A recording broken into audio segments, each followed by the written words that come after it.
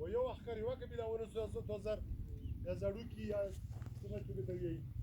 بله قبیله بل وخت ونیسو بل په اتفاق کې ټولو د هغه ونیو د توزار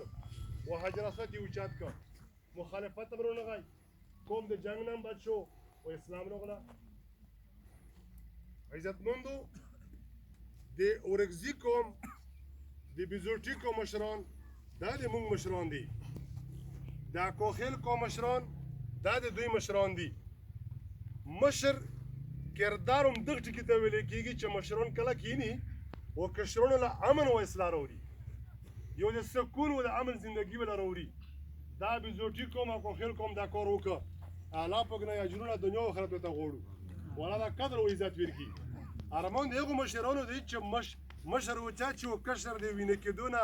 و د زخمي کېدو نه و د جنګېدو نه بچ کړي دا مشر کې کمان نشته چې بچی وجنګوي وریاره وجنګوي و په وینو یې کاږال کړي او په قبرونو کې دفن کړي دا کمال نه دی کمال همدغه ته ویل کېده چې کوخیل قوم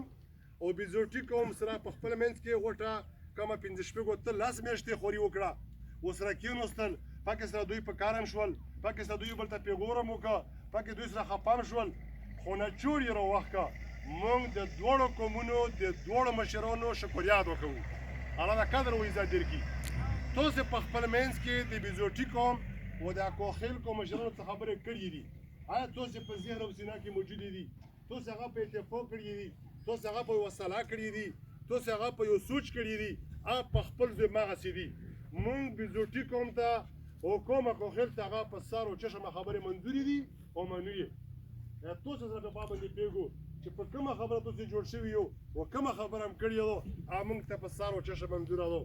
چې سبا د بیزوټي مشر د ما سره ملېږي د کوخیل قوم سره زه به انشاءالله قدر کوم ځکه د ما بچایم بچ که او خپل بچایم بچ که